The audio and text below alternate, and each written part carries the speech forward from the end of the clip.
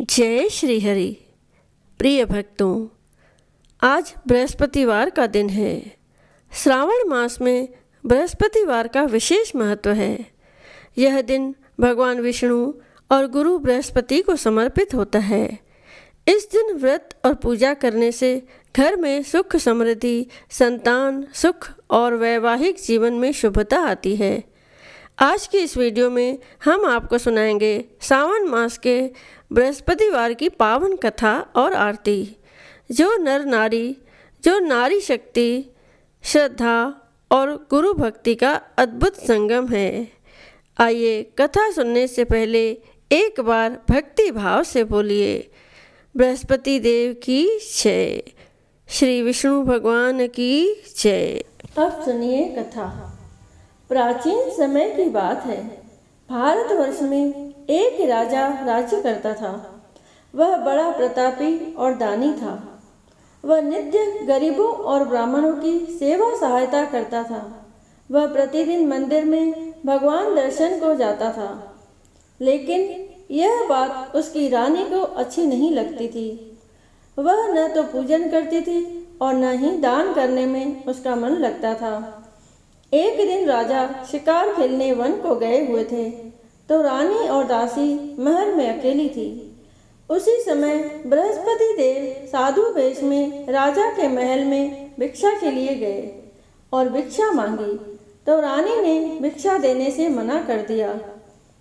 रानी ने कहा कि हे साधु महाराज, मैं तो दान पुण्य से तंग आ गई हूँ। इस कार्य के लिए मेरे पति देव ही बहुत है। अब आप ऐसी कृपा करें कि सारा धन नष्ट हो जाए तथा मैं आराम से रह सकूं। साधु ने कहा, देवी, तुम तो बड़ी अजीब हो। धन और संतान से कौन दुखी होता है? इसकी तो सभी कामना करते हैं। पापी भी पुत्र और धन की इच्छा करते हैं। अगर तुम्हारे पास अधिक धन है तो भूखे मनुष्यों को भोजन कराओ, प्याऊ लगवाओ, ब्राह्मणों को दान दो, कुआं, तालाब, बावड़ी, बाग बगीचे आदि का निर्माण कराओ, मंदिर, पाठशाला, धर्मशाला बनवाकर दान दो, निर्धनों की कुंवारी कन्याओं का विवाह कराओ, साथ ही यज्ञ आदि कर्म करो, अपने धन को शुभ कार्यों में खर्च करो। ऐसा करने से तुम्हारा नाम परलोक में सार्थक होगा एवं स्वर्ग की प्राप्ति होगी। लेकिन रानी पर उपदेश का कोई प्रभाव न पड़ा। वह बोली, महाराज, मुझे ऐसे धन की आवश्यकता नहीं जिसको मैं अन्य लोगों को दान दूं, जिसको रखने और संभालने में ही मेरा सारा समय नष्ट हो जाए। अब आप ऐसी कृपा करें कि सारा धन नष्ट हो जाए तथा मैं आराम से रह सकूं। साधु ने उत्तर दिया, यदि तुम्हारी ऐसी इच्छा है तो जैसा मैं तुम्हें बताता हूँ तुम वैसा ही करना। बृहस्पतिवार को घर को गोबर से लीपना, अपने केशों को पीली मिट्टी से धोना, राजा से कहना वह बृहस्पतिवार को हजामत बनवाए, भोजन में मांस मदिरा खाना और कपड़ा धोबी के यहाँ धुलने डालना। ऐसा करने से 7 बृहस्पतिवार में ही आपका सारा धन नष्ट हो जाएगा। इतना कहकर वह साधु महाराज वहां से अंतर्ध्यान हो गए। इसके बाद रानी ने वही किया जो साधु ने बताया था। 3 बृहस्पतिवार ही बीते थे कि उसका समस्त धन संपत्ति नष्ट हो गया और भोजन के लिए राजा रानी तरसने लगे।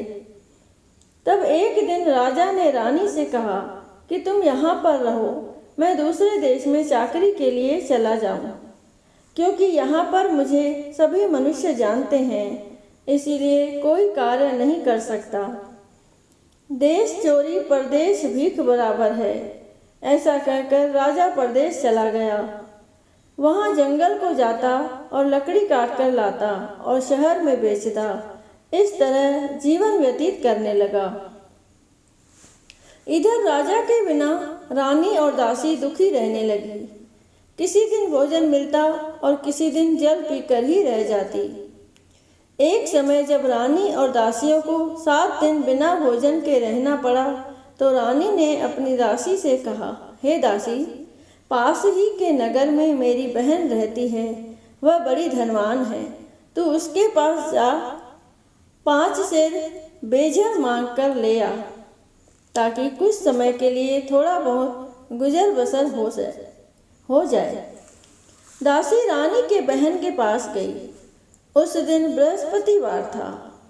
रानी की बहन उस समय बृहस्पतिवार की कथा सुन रही थी। दासी ने रानी की बहन को अपनी रानी का संदेश दिया, लेकिन रानी की बहन ने कोई उत्तर नहीं दिया। जब दासी को रानी की बहन से कोई उत्तर नहीं मिला तो वह बहुत दुखी हुई। उसे क्रोध भी आया। दासी ने वापस आकर रानी को सारी बात बता दी।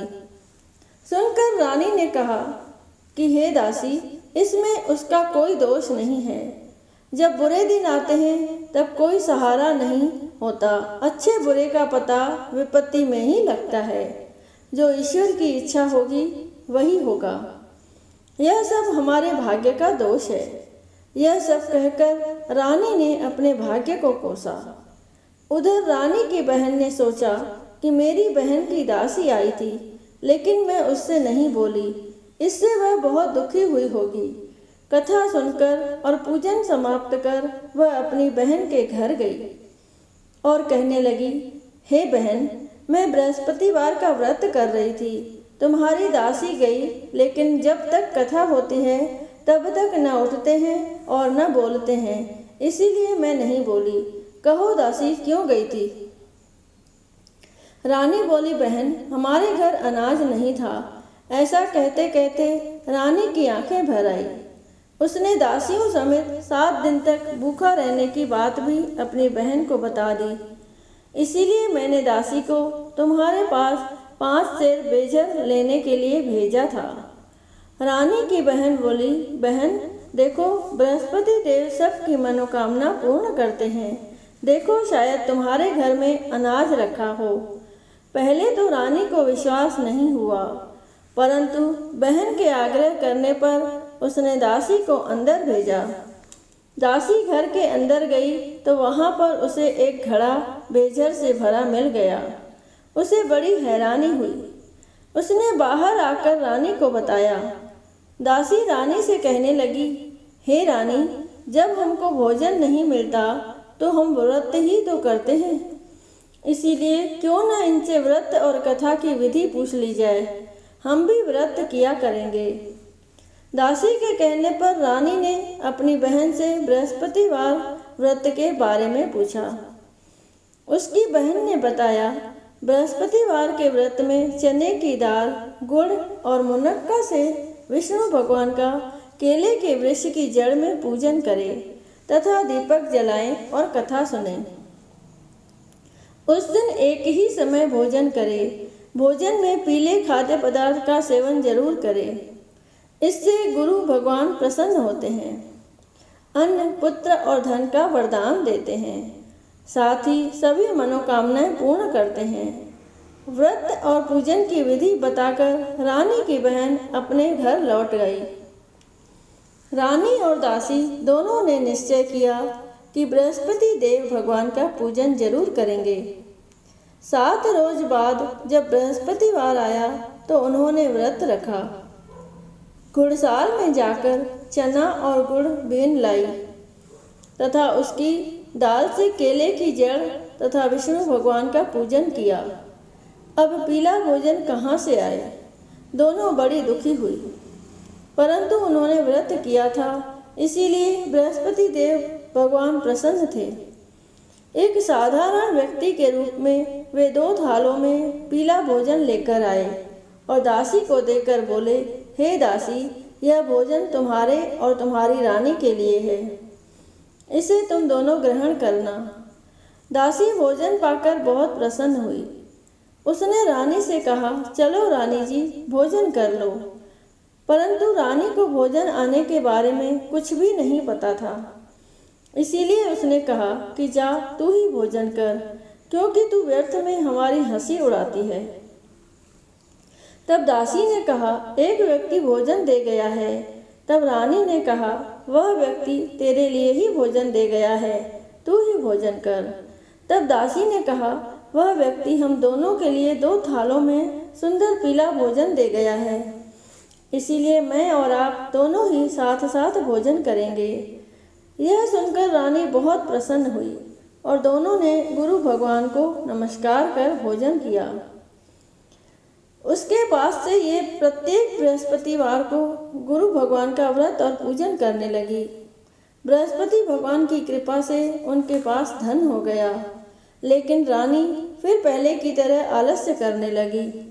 तब दासी बोली, देखो रानी, तुम पहले भी इस प्रकार आलस्य करती थी। तुम्हें धन के रखने में कष्ट होता था, इस कारण सभी धन नष्ट हो गया। अब गुरु भगवान की कृपा से धन मिला है तो फिर तुम्हें आलस्य होता है। बड़ी मुसीबतों के बाद हमने यह धन पाया है, इसीलिए हमें दान पुण्य करना चाहिए। अब तुम भूखे मनुष्यों को भोजन कराओ, प्याऊ लगवाओ, ब्राह्मणों को दान दो, कुआं, तालाब, बावड़ी और बाग बगीचे आदि का निर्माण कराओ, मंदिर, पाठशाला और धर्मशाला बनवाकर दान दो, निर्धनों की कुंवारी कन्याओं का विवाह कराओ, साथ ही यज्ञ आदि कर्म करो और अपने धन को शुभ कार्यों में खर्च करो, जिससे तुम्हारे कुल का यश बढ़े और स्वर्ग प्राप्त हो और पितर प्रसन्न हो। दासी की बात मानकर रानी शुभ कर्म करने लगी। उसका यश फैलने लगा।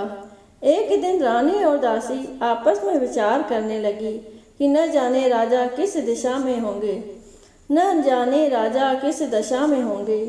उनकी कोई खोज खबर भी नहीं है। उन्होंने श्रद्धापूर्वक बृहस्पति भगवान से प्रार्थना की कि राजा जहाँ कहीं भी हो शीघ्र वापस आ जाए। उसी रात्रि को बृहस्पति देव ने राजा को स्वप्न में कहा कि हे राजा, उठ, तेरी रानी तुझको याद करती है, अपने देश को लौट जा। राजा प्रातःकाल उठा और जंगल से लकड़ी काटने के लिए जंगल की ओर चल पड़ा। जंगल से गुजरते हुए विचार करने लगा कि रानी की गलती से उसे कितने दुख भोगने पड़े। राजपाट छोड़कर जंगल में आकर रहना पड़ा। जंगल से लकड़ी काटकर शहर में बेचकर गुजारा करना पड़ा और अपनी दशा को याद करके व्याकुल होने लगा। उसी समय राजा के पास बृहस्पति देव साधु के वेश में आकर बोले, हे लकड़हारे, तुम इस सुनसान जंगल में किस चिंता में बैठे हो, मुझे बतलाओ।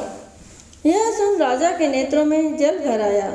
साधु की वंदना कर राजा ने अपनी संपूर्ण कहानी सुना दी।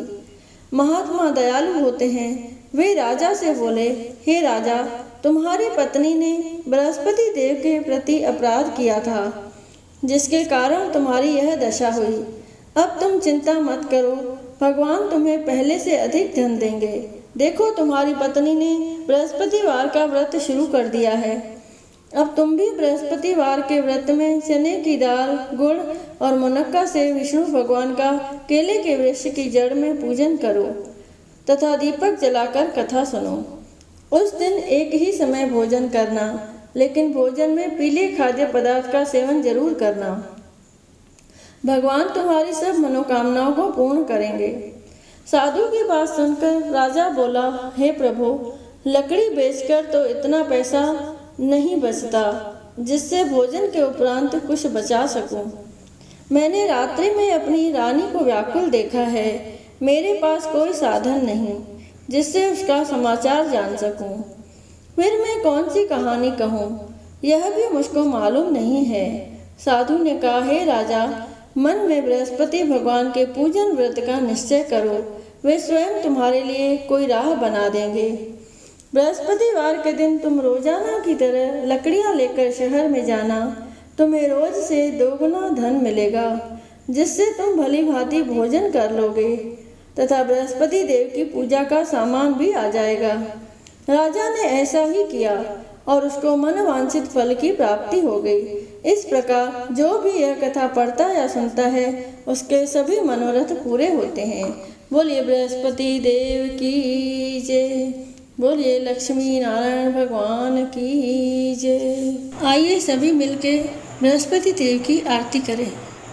जय बृहस्पति देवा, ओम जय बृहस्पति देवा।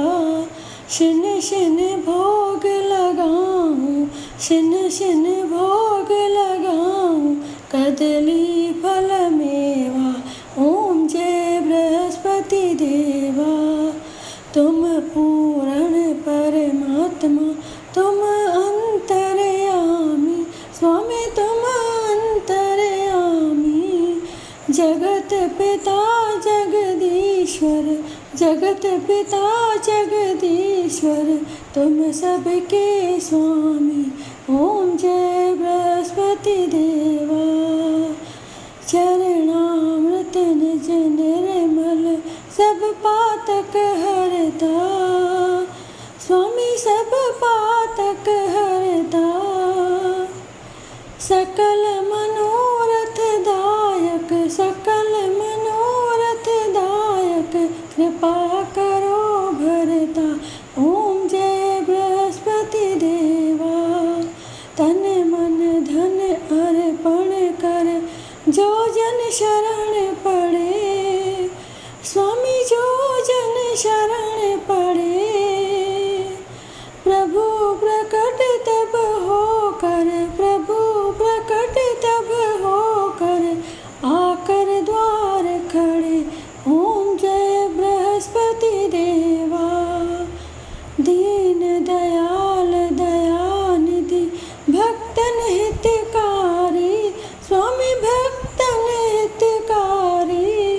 पाप दोष सब हरता, पाप दोष सब हरता, भव बंधन हारी। ओम जय बृहस्पति देवा। सकल मनोरथ दायक सब संशय हारो, स्वामी सब संशय हारो। विषय विकार मिटाओ, विषय विकार मिटाओ, संतन सुखकारी। ओम जय बृहस्पति देवा। जो कोई आरती तेरी प्रेम सहित गावे, स्वामी प्रेम सहित गावे। जेठ आनंद आनंद कर सो निश्चय पावे। ओम जय बृहस्पति देवा। ओम जय बृहस्पति देवा, स्वामी ओम जय बृहस्पति देवा। शिन शिन भोग लगाऊं, शिन शिन भोग लगाऊं, कदली फल मेवा। ओम जय बृहस्पति देवा।